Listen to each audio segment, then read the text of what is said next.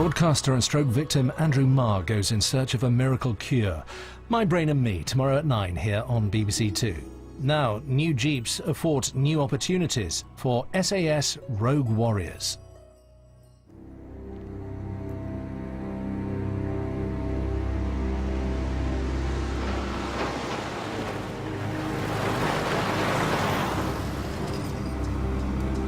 Close to midnight on July the 26th, 1942, a convoy of heavily armed jeeps rumbled across the pitch black of the North African desert. Their mission was to destroy one of the Nazis' most highly prized airfields on the Egyptian coast. The jeep force was massively outnumbered, their vehicles unarmored. Only surprise was on their side. Success would make these men legends. Failure would mean the death of their highly secret and radical new combat unit.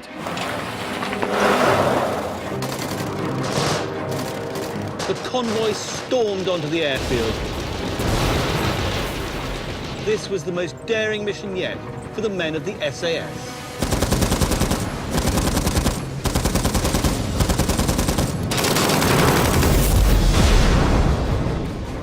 By 1942, Hitler had dominated Europe and was seeking to conquer North Africa. Armed with superior air power, his star general, Erwin Rommel, had launched a lightning strike, driving the British back to their last stronghold, Egypt, and to the brink of disaster. Egypt had to be held at all costs. David Stirling had created the SAS to attack the enemy from deep behind their lines, but now his missions would have to grow ever more ambitious and dangerous.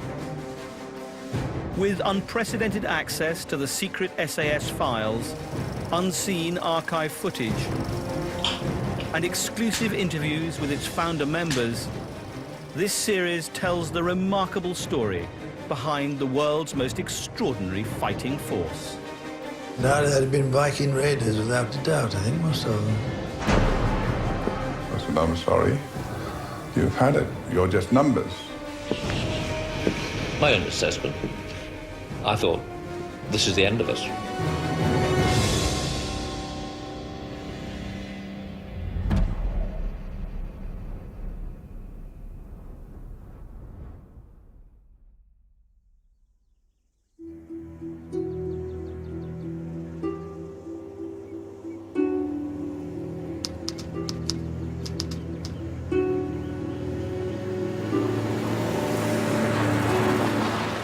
In early June 1942, a nervous young army doctor reported for duty at a remote camp in the North African desert.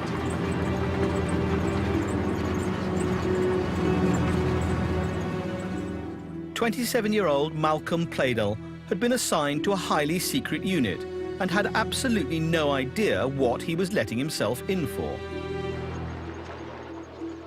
All he knew was that the force was hidden deep in the desert, far from British HQ, and commanded by a young daredevil officer, the newly promoted Major David Stirling. Stirling greeted him warmly, shook his hand, and then there was a series of deafening explosions. Stirling was apologetic and remarkably polite. The men, he explained, would shortly be going out on a party. And all those horrible bangs were in preparation for a series of night attacks on enemy airfields. And by the way, Stirling asked, have you had lunch? Pladel had been expecting a man of blood and steel, a ruthless trained killer. Instead, he'd been made to feel as if he'd been invited to a particularly jolly beach party with bombs.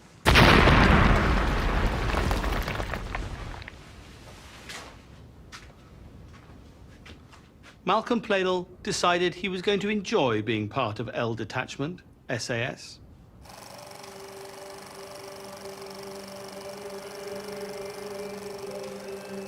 The original men of the SAS have long since passed away, but in 1987, a handful of them told their story on film. 1957, take 1. At the heart of this unique collection is an interview with their leader, David Sterling, on whose philosophy the unit was based. First was the exploitation of surprise to the greatest degree, a form of technique that would keep the Germans from behind. Our proposition was the effect that we could knock out the entire German fighter force, because they had control of the air at that time. The SAS was formed by David Sterling in 1941 as a crack commando force to attack aircraft deep behind enemy lines. The work was hard, dirty and dangerous, and Sterling came to realize that he needed a medical officer. By extreme good fortune, he was allocated Malcolm James Pleydell. Pleydell was a gentle soul, earnest, sensitive, and a little solemn. Like all the best doctors, Pleydell was a keen student of human nature and would emerge as the most astute observer and chronicler of the SAS. Scribbled in pencil between missions, Pleydell's notes survive as a powerful eyewitness account of the Desert War and the SAS men who fought in it.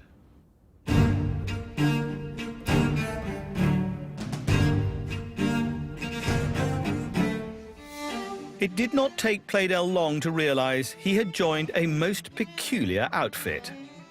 There was none of the spit and polish he had encountered in the regular army.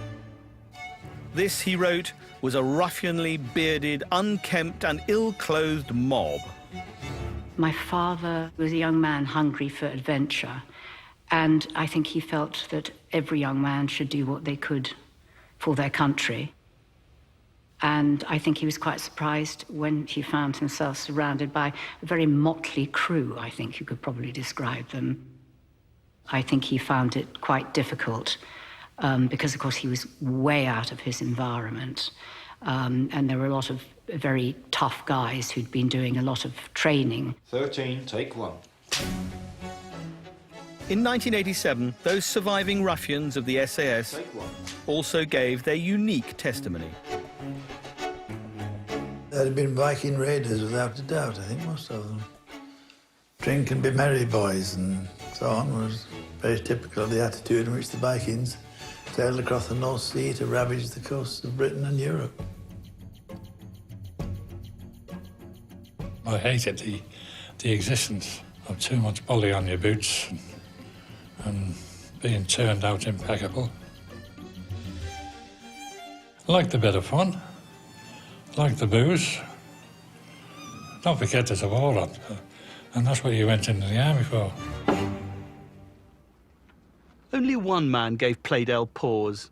The new second-in-command, Captain Paddy Mayne, a hulking, brooding figure and a prodigious drinker who always seemed to want to pick a fight. Mayne was the unit's best warrior, with the biggest tally of destroyed enemy aircraft to his name.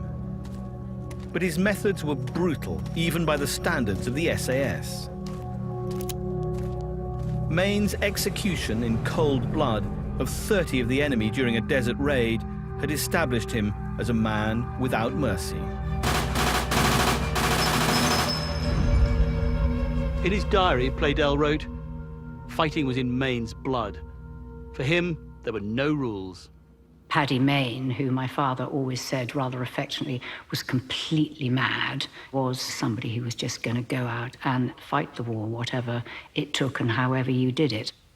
I don't think nerves or self-preservation ever came into it. Medically, he would have done what he was told to a certain extent if it suited him. Pleydell quickly learned that this hand-picked band of unconventional fighters was a lethal force with an ability to think and act independently. It perfectly suited their commander's vision for a new kind of war.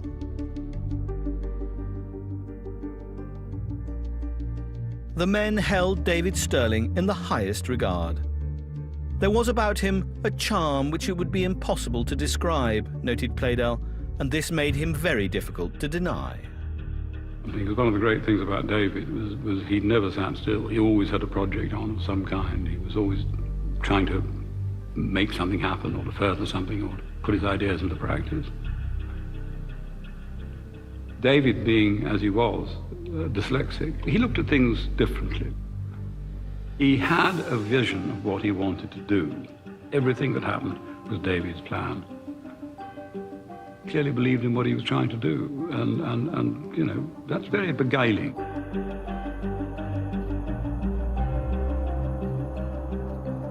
Stirling had founded the SAS on the principles of independence, a fighting force free to attack whenever and wherever they wanted. But to get to the targets, Stirling still had to rely on the trucks of the Long Range Desert Group, or LRDG, an army unit expert in navigation deep in the desert, which had ferried his men to and from their missions. Stirling decided that it was a very good idea to do our own transport. So he had heard that there were some jeeps coming to the Middle East, and he, to use the word, borrowed some. Meet the Jeep. Smooth, easy riding on this kind of surface is one thing, but this is quite a different story. Britain's American allies were now supporting the war effort, including the supply of a brand new utility vehicle, the rugged Willys Jeep. The Jeep might well be called a motorized terrier. As the first Jeeps arrived in North Africa, Stirling persuaded High Command to give him a few and began the transformation of his unit. SAS engineers installed water condensers to aid engine cooling, added extra fuel tanks to increase the range, and, crucially, armed the vehicles with machine guns capable of firing up to 1,200 rounds per minute. The firepower coming from a troop was terrific, absolutely terrific. Now Stirling's men could stay behind enemy lines for weeks, even months, driving themselves straight to the enemy airfields to strike harder and faster than ever before. The hugely valuable partnership with the LRDG was now nearing an end. With their own fleet of jeeps, the SAS now needed their own navigators. One of their best navigators, Corporal Mike Sadler, had proved vital in guiding the SAS to their targets. Now aged 96, he is the last man alive to remember Stirling's missions in the desert.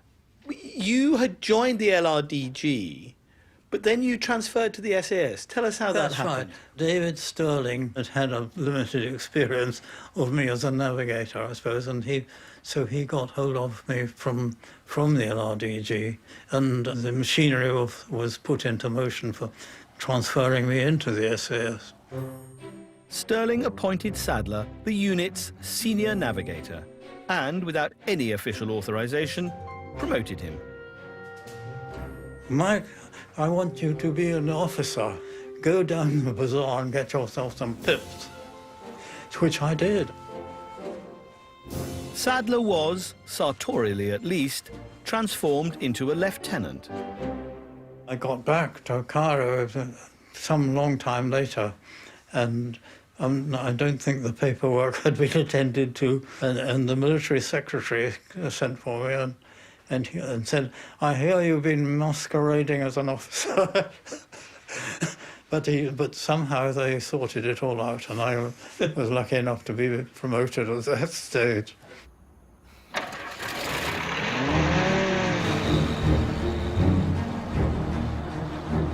Armed with his new jeep force and expert navigation, it was time for Stirling to go hunting.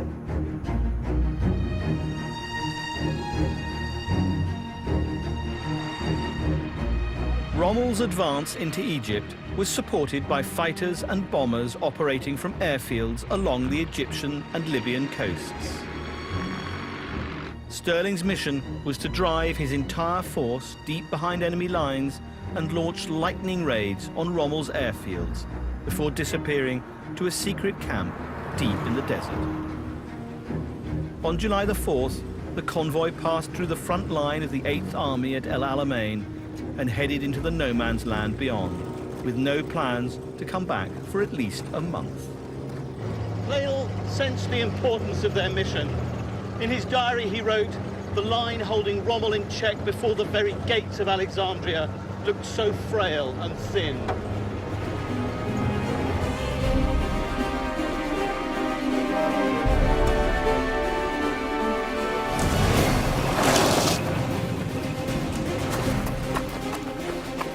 Night after night, Stirling's men attacked completely unsuspecting enemy airfields all along the coast. They planted time bombs on every plane they could find. Then ran for the darkness of the desert, knowing that at first light, the enemy would give chase. Getting out, you have to clear the fighter zone. Put your foot down and make sure that you're just about out of fighter range, at least.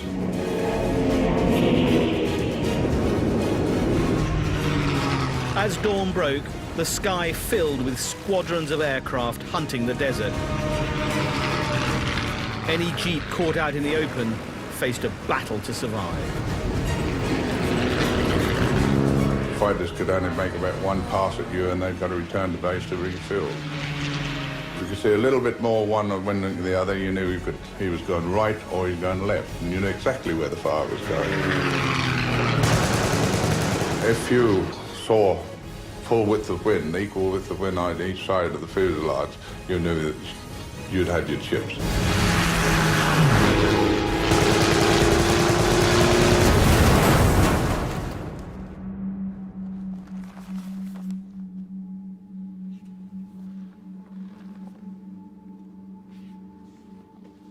The records of those first jeep missions are contained in the Secret War Diary, a unique collection of combat reports compiled by the men themselves. The diary lists the extraordinary destruction Stirling's raiders caused. In 1 week alone, they destroyed over 100 enemy aircraft. But while the tally mounted, so did the toll of SAS men killed by enemy fire.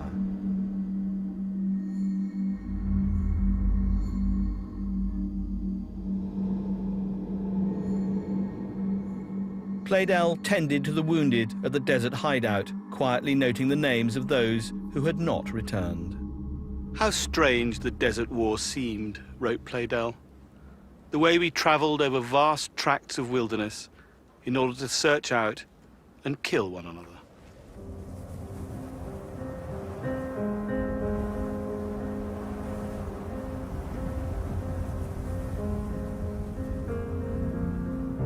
The men almost never talked about their dead comrades. He noted, to suggest a person was worried in the slightest degree was equivalent to the vilest form of abuse. To turn around and say, "Oh, I'm going to get the chop." Sure as hell you'll get the chop. You're wishing it upon yourself. You forget that side. That's a risk that you accept as a soldier. That's what it should be. I mean, we joined to fight a war. We knew what it was about. If your name's on the bullet, you'll get it. That's all rubbish, that is. We were given a job to do, and we simply did it.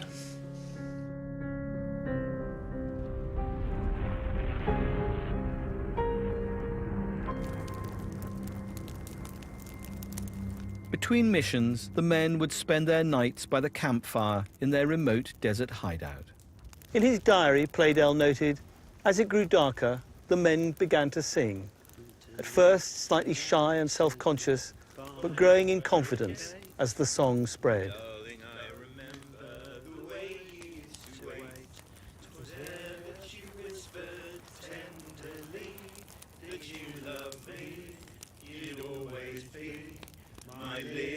The bigger and burlier the singer, he noted, the more passionate and heartfelt the singing. Time would come for roll call, time for us to toss. There was something special about that night, Pleydell wrote. an expression of feeling that defied the vastness of the desert. I always remember him saying that when the boys had been out on operation, it was always a huge relief when everybody got back safely. They cared a lot for each other, and I think they all became naturally quite close.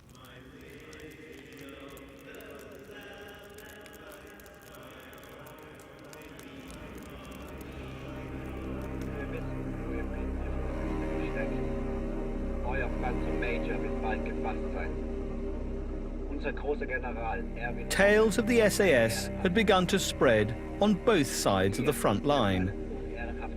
It was said that German radio had even bestowed a nickname on their shadowy commander, the Phantom Major. Rommel had been bitten hard. These commandos have caused considerable havoc, he wrote. But notoriety came at a price. The Germans had to increase their security. Well, to begin with, they started putting one man on every plane or three men on every plane. And then, of course, they started putting certain wire barriers around the outside and putting defences. So we had to change our tactics. Otherwise, we would have taken a lot of casualties.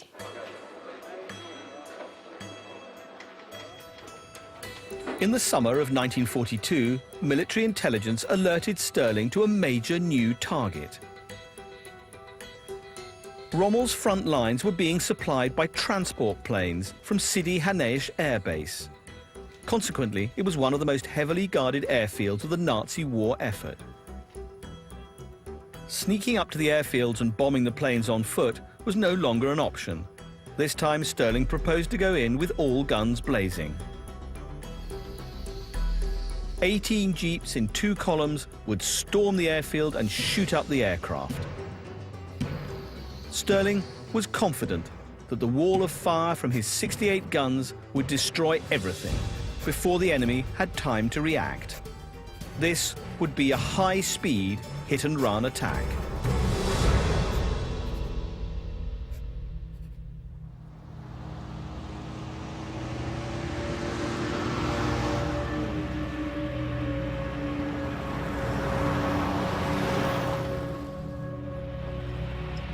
On the night of July 26, 1942, Stirling and his massed jeep force set out on their mission.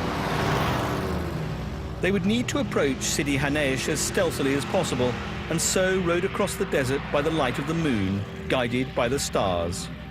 Crossing a vast desert in the middle of the night with no headlights and no reliable map was the sort of task that only a navigator who was either brilliant or mad would have undertaken.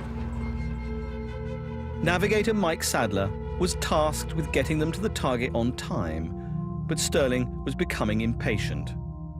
He thought that we should be there. I think he basically felt that we should have arrived. At the last occasion he came to ask me where it was, I said, I think it should be about a mile ahead. And just at that moment, they switched on the landing lights and they stretched right across the front of us, just about a mile ahead.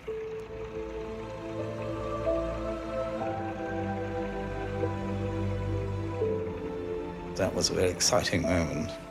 It really gave one quite a boost.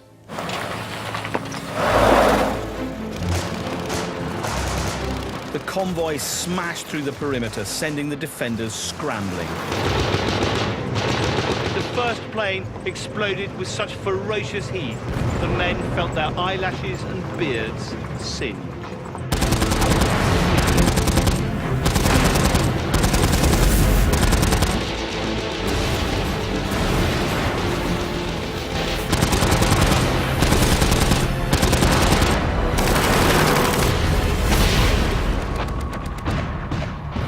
The defenders had been taken by surprise, but soon they were fighting back. Johnny Cooper was in the lead jeep with David Stirling. Suddenly there was a hell of an explosion, and we stopped. Stirling said, why won't it go? Why won't it go? Reg said, well, don't get out and look, but we haven't got an engine. Of 6 on either side, we were in the centre, we were the only one to be hit. But fortunately, we weren't hit, but it was act of God, perhaps, that we were missed. Picked up by another jeep, Stirling and his men hurtled for a gap in the barbed wire, leaving behind 18 enemy aircraft destroyed and many more severely damaged.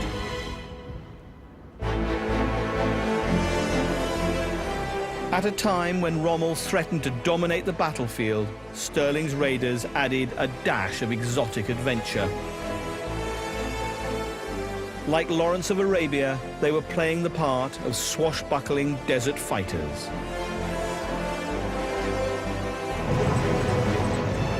Stirling returned to Cairo the master of hit and run. Bladel reflected that he had never been so content. I fell asleep, he wrote, wondering if I should ever be able to grow a decent beard, like some of the other chaps.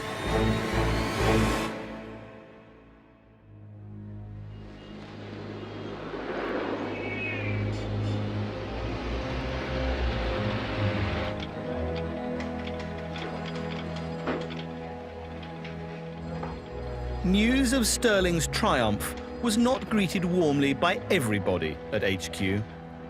There were many who saw the SAS as little more than a thuggish private army. So there was a core of mediocrity which wanted to defend itself against having to make things more difficult. And anything as unconventional as ill detachment, which came out of no textbook. They really got together in disliking. They wanted to disband us, or they wanted to take, not part of our glory, but they wanted to get rid of this small band of people which were doing so much damage to their pride because they hadn't been able to do it themselves. On August the 8th, David Stirling shaved, bathed, climbed into a borrowed dinner jacket and prepared to mount an operation of a different sort. A charm offensive against Winston Churchill. News of Stirling's exploits had reached the Prime Minister, and he was keen to learn more about the famed desert warrior.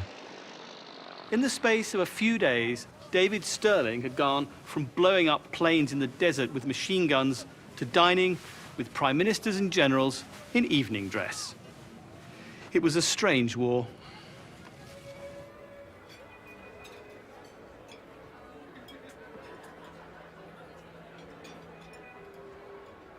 At a table set with silver and laden with the best food, David Stirling dazzled the Prime Minister with his tales of near-death escapes, fast cars and daring do.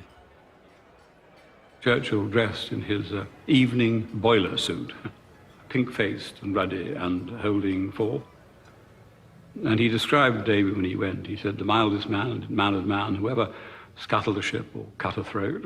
And that, in fact, was from Lord Byron's Don Juan. Before leaving, Stirling asked Churchill and the generals to sign a piece of paper as a souvenir of the evening.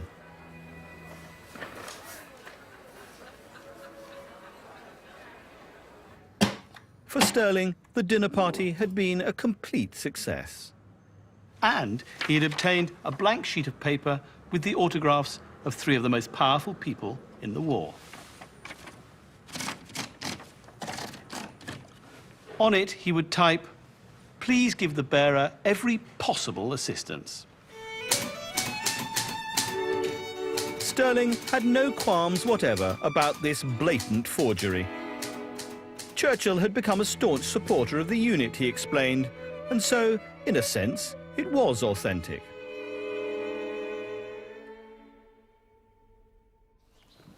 The SAS had pioneered a new sort of war based on stealth and economy, small groups of men achieving disproportionate results.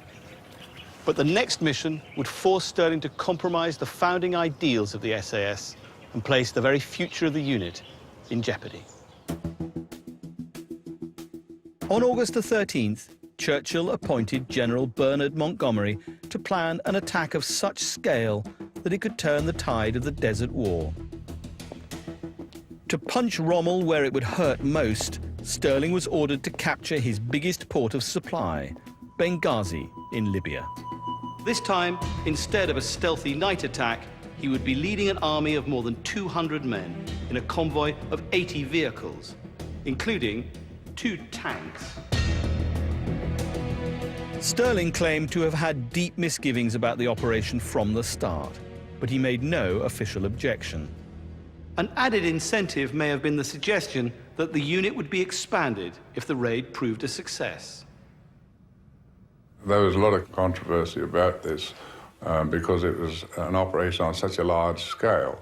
For the main party going into Benghazi, it was more like a, you know, regimental or brigade attack sort of thing, and a lot of people disagreed with it. But the thing was, we had a job to do.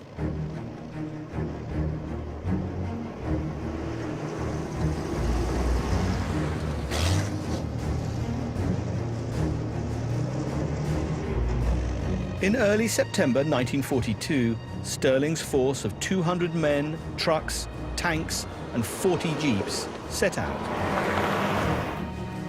The group was in good spirits. Pleydell was told that within a week he'd be running the hospital in Benghazi. But in almost no time, the tanks were stuck in the sand. The convoy hit mines hidden in the desert tracks. And reports were coming in from spies in Benghazi warning that the date of the attack was being freely mentioned. Stirling sent a wireless message to headquarters warning that the mission might have been compromised. He was ordered to ignore such gossip. The operation would go ahead.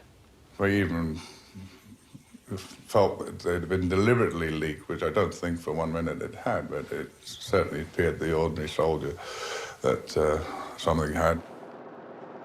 The main raiding party descended the escarpment and trundled along the road into Benghazi. At the head of the convoy was the SAS Sergeant Jim Almonds, affectionately known as Gentleman Jim. When we finally arrived at Benghazi, it was getting dangerously close to dawn. And we arrived at this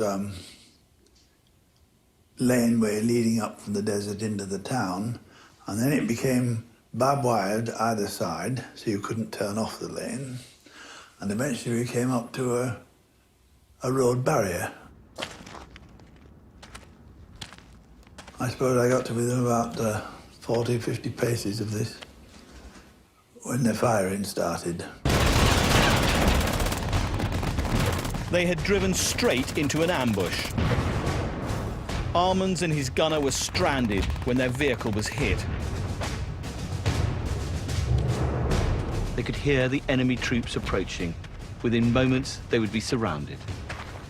I said to Fletcher, well, if they catch us like this, we're going to be shot or bayoneted. The only chance is for me to stand up, if you're agreeable, and say, right, we're here, and we'll see what happens. And I stood up and they closed in. We were in the bag. For the rest of the men, the ordeal had just begun.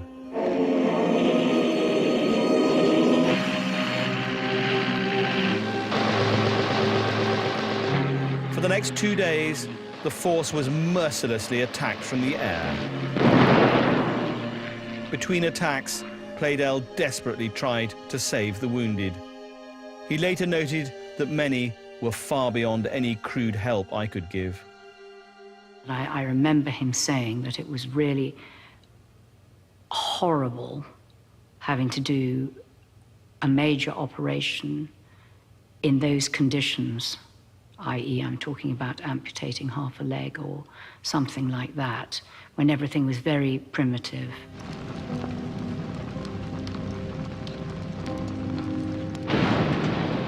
With most of the vehicles destroyed by the enemy, only a few of the wounded could be transported home. Reg Seekings, a former boxer and one of the toughest men in the unit, took a typically brutal line. Oh, I had to turn around and make the hardest little speech I'd ever made in my life. I said, I'm sorry. You've had it. You're just numbers. I said, I've got 12, 14 men, they're fit, they're ready to fight another day. If I can get them clear, they can carry on fighting. You can't. I said, I'm sorry. I hated doing it. I absolutely hated it, but it was my job. It's got to be, you've got to, if you're doing a hard job and a tough job, you've got to be hard and tough yourself. You've got to make yourself callous, otherwise you're not going to survive. You can't survive, you'll go around and bend. After all, what is it all about? It's winning a war, isn't it? So you've got to do these sort of things.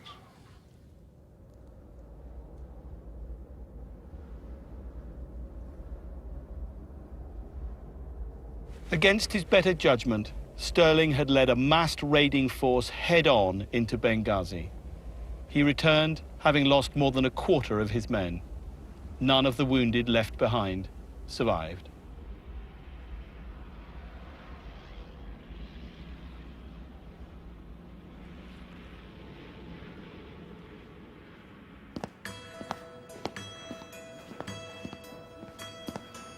A few months earlier, such a failure might have spelt doom for the SAS. But there was little appetite to give Stirling the blame. He now had friends in very high places.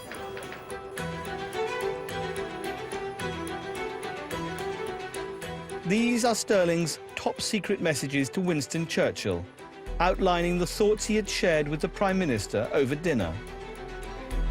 I venture to submit the following proposals.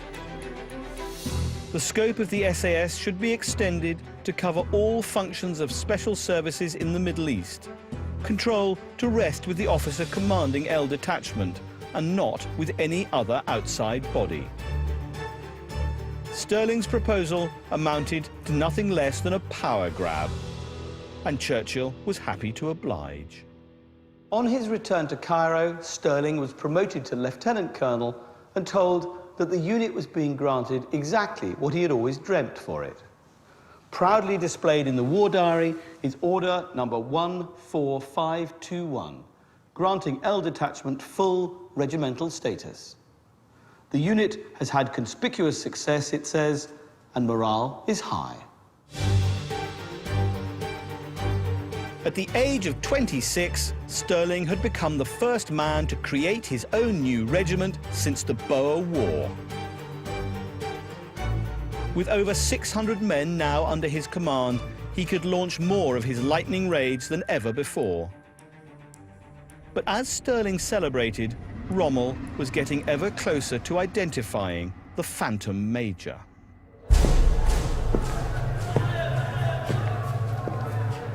After being captured in Benghazi, Gentleman Jim Almonds had been dragged through the streets, spat at and abused.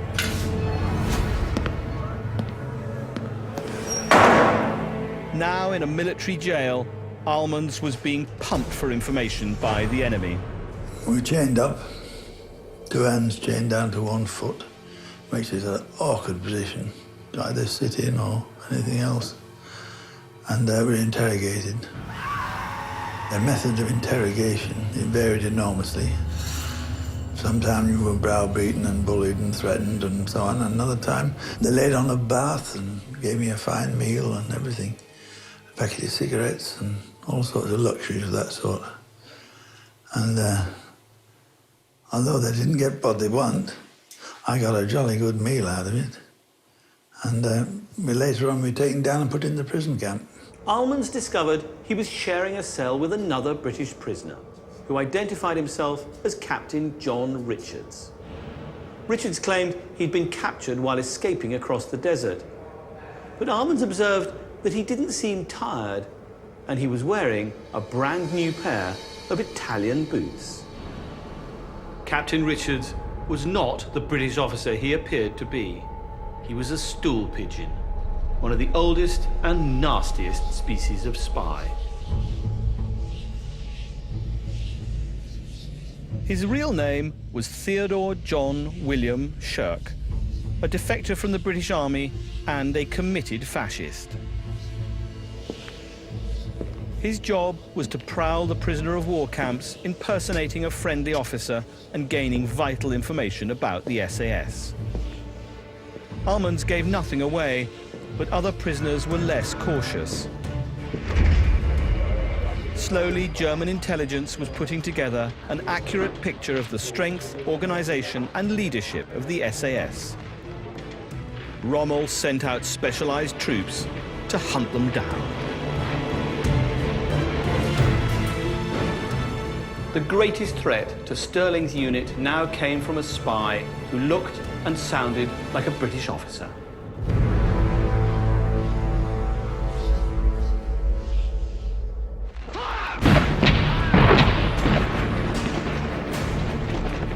On October the 23rd, Montgomery launched his great counterattack at El Alamein, hurling nearly 200,000 men and 1,000 tanks at Rommel's Panzer Army. As the British pursued Rommel from the east, a new battlefront was opened up in the west. On the 8th of November, Anglo-US forces landed in northwest Africa, driving the Nazis into Tunisia. Rommel was trapped in a vice that would soon close with crushing force. The final chapter of the Desert War was about to open, and Stirling was determined to write himself into it. Stirling proposed to use the SAS to harry the retreating Germans. But for himself, he had a more dramatic role in mind. He planned to drive through the German lines and become the first desert rat to greet the advancing Americans. But in between the two Allied armies lay largely uncharted desert, a huge force of Axis troops and an enormous, impassable salt marsh. Success might yield further expansion of the regiment, perhaps to brigade status. In Stirling's imagination, the SAS might even swell to 3 separate regiments, operating in the eastern Mediterranean, Italy, and into northern Europe. But the SAS doctor, Malcolm Pleydell, was deeply concerned about Stirling leading the mission. To his trained eye, Stirling looked far from strong. He had migraines, he had this blacking out, and at one stage he was covered in desert sores, and he should never have gone out. He just had sulfur tablets and this, no proper medication. He wouldn't see doctors, he wouldn't go to hospital, and then he'd go out again. Pleydell was in no doubt. Stirling was no longer fighting fit, and his plan was nothing short of madness.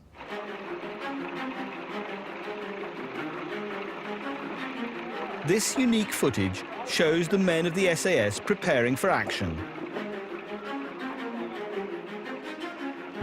Ahead of them lay 300 miles of largely uncharted territory, a distance that far exceeded the range of the jeeps. Stirling turned to his senior navigator, Mike Sadler, for a solution. We couldn't cover the journey except by sacrificing a certain number of vehicles. This was loading a certain number of jeeps up completely with petrol, with a view to dumping them once their petrol could be transferred onto other ones, and just leaving them in the desert. On January the 16th, 1943, Stirling's column of 5 jeeps split away from the main force and set off into the unknown.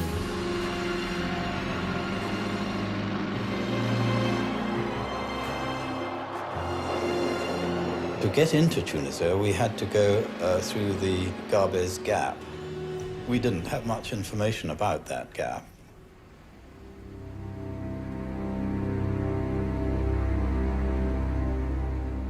Sharing navigational duties was SAS original Johnny Cooper. You've got the salt marsh almost up to the main road, and from the main road to the sea, you've only got about another 500 yards, so it's a very narrow gap. Going through there, we found ourselves driving across an airfield, which we didn't know existed. And at dawn, we motored down the main road, the metal road, through a German armed division, all getting out of bed. And David said, well, we've got to get off the road. And we went off to the left into these very deep ravines. And we split up and we put one jeep down this wadi, one jeep down that wadi. After we'd done all the camouflage and the rest of it, we mistakenly thought we were well concealed. Exhausted after 36 hours driving, the men settled down to sleep. Before turning in, Sadler and Cooper were sent to scout the area. We looked down and there were lots of troops getting out of vehicles, and we thought they were all getting out just to have a pee and then would get back in again. And we stayed there for some time, and we were so damn tired, we didn't think. Cooper and Sadler reported back that there was nothing to fear. They had no idea that Rommel's units were out hunting them.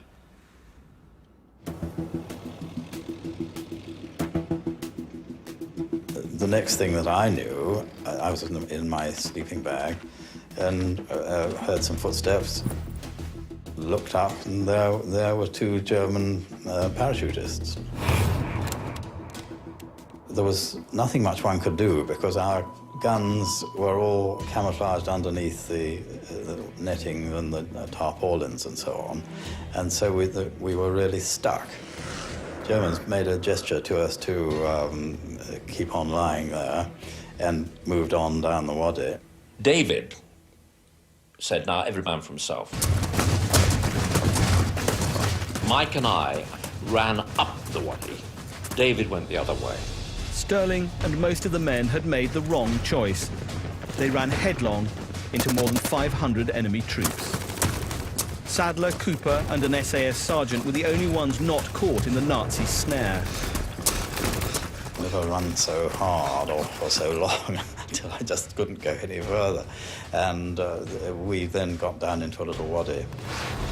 The sound of gunfire echoed up the valley. Cooper and Sadler believed their comrades had already been shot. They were certain they would be next. I said, what's the word for surrender? We were saying it was camarade or whatever it was. And a flock of goats came round our little hole.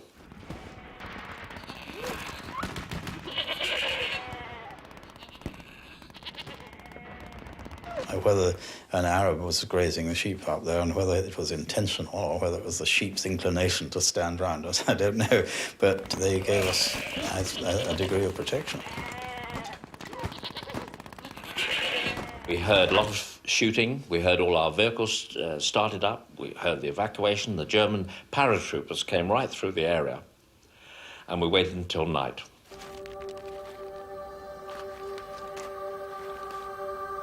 At dawn, alone in the vast desert, the remaining SAS men would have to use all their training to survive.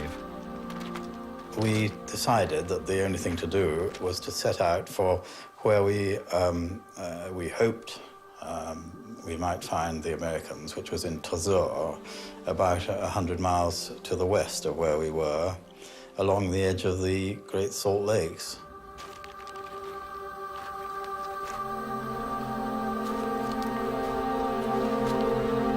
We had a 1 in a million map and a compass, no water, no food, no arms.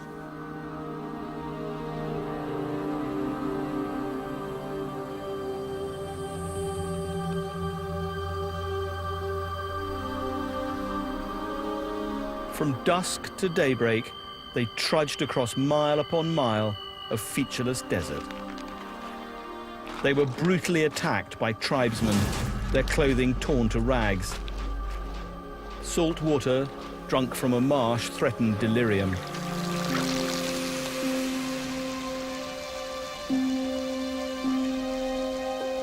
By the fourth day, they were nearing collapse.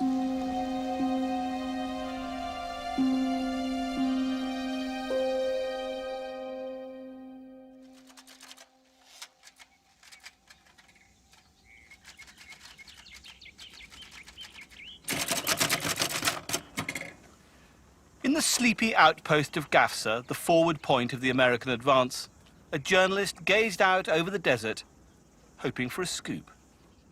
A.J. Liebling, the celebrated war correspondent for the New Yorker magazine, thought this was the most likely place for the two Allied armies to connect, a moment he wanted to witness. The story did not arrive in the form he had expected. The great event occurred when an officer of the French Foreign Legion arrived, followed by a trio of tramps. Their shoes were wrapped in rags, wrote Liebling.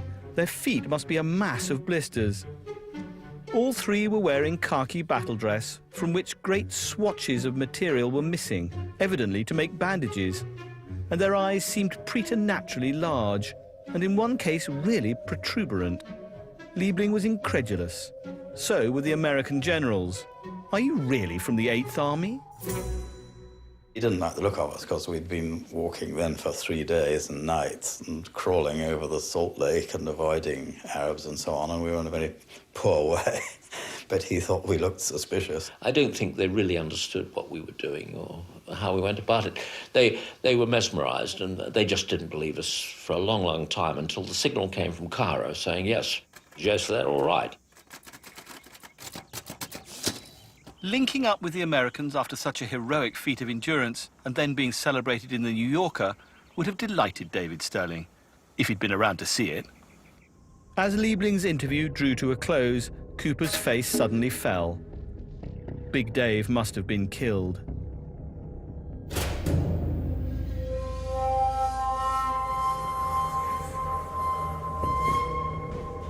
Stirling had not been killed, although he had come very close. Left with no option but to surrender, he was bound and taken under heavy guard to the Italian headquarters. There he was interrogated by an Italian military intelligence officer, but refused to give anything away. A few hours later, David Stirling was marched onto an aircraft and flown to Sicily. At last, Rommel had caught the Phantom Major. He wanted to be dropped into Italy or wherever he was and given a free rein, whether it took us weeks or months, and to get him out. But so he fought and fought for this. But somewhere along the line, most probably some people wanted to see Colonel David where he was. Most probably, I don't know. There was the whole symbol that had gone. And of course it left everybody worried what is going to happen. My own assessment, David's loss, I thought, this is the end of us.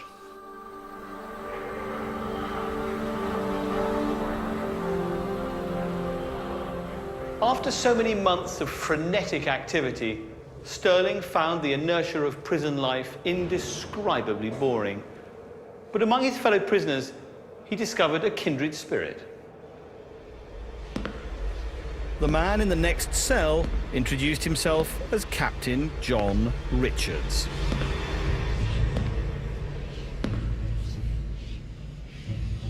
Teddy Shirk had been flown to Rome with orders to obtain all the information he could get from this most important prisoner.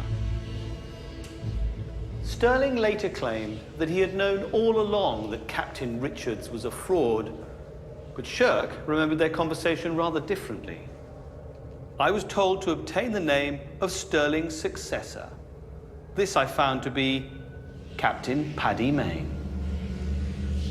With Stirling a prisoner of the Nazis, leadership of the SAS was handed to his second-in-command, the fiery, inspiring, and occasionally violent Northern Irishman, Captain Paddy Mayne. He was beloved and respected for his fearless command in combat, but bravery is only one aspect of leadership. Baffled and bored by paperwork and prone to drunken rages, Mayne lacked Stirling's willingness to charm the top brass, many of whom believed the SAS had outlived its usefulness. Paddy was a brilliant officer, but I think Paddy always needed an eye on him. And Colonel David was a man that kept an eye on him and kept him, you know, on the ball. He was physically terribly tough and a very nice and kind fellow most of the time. Once he had gone beyond a certain point drinking, he became somebody quite different. We wondered whether Paddy had got the right connections, and he'd certainly ruffled a lot of feathers. We wondered whether he could weather the storm.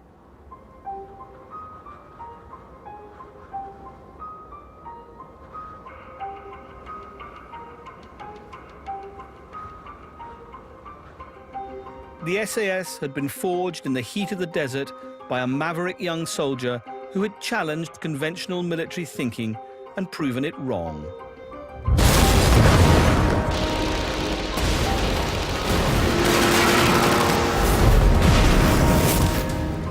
In a little over a year, David Stirling and the SAS had destroyed 324 Axis aircraft, terrorized the enemy, and helped the Allies to defeat Rommel.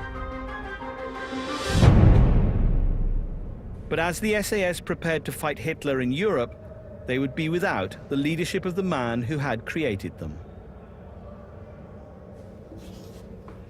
Stirling would spend the rest of the war as a prisoner of the Nazis, powerless to stop those in British High Command who wanted to see his renegade unit disbanded.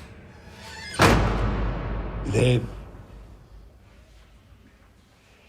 regarded it as an opportunity, I think, of reeling the troublesome SAS in and regularizing it.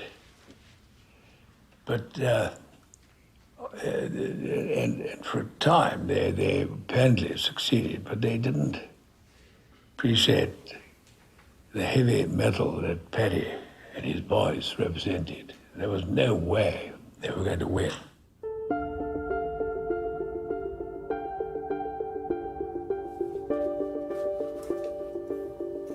With the future of the SAS uncertain, Malcolm Pleydell took a new posting at the General Hospital in Cairo. Without Stirling, Pleydell lamented, "This ship has no rudder."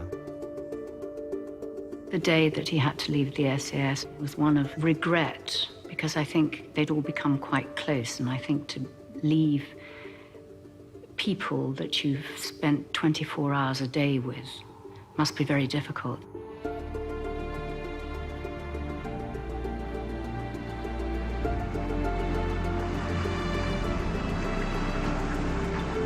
Pleydell had fallen in love with a regiment that broke all the rules.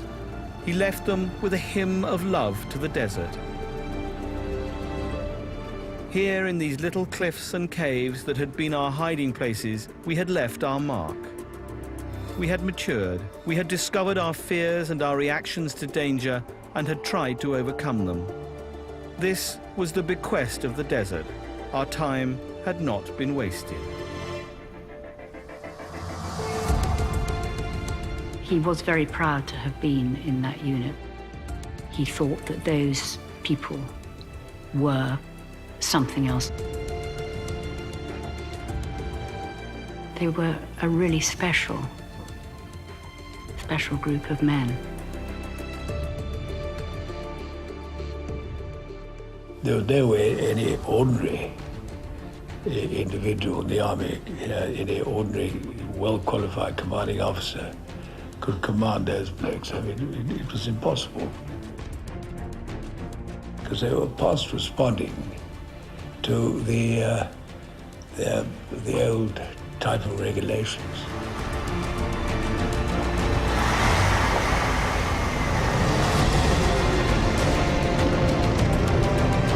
Available to watch now on BBC iPlayer, the latest episodes of Special Forces Ultimate Hell Week. Peter Kay as Danny Baker's dad. We're off to 70s Bermondsey next here on BBC Two. Plum and blue. Now there's a colour combination in Cradle to Grave.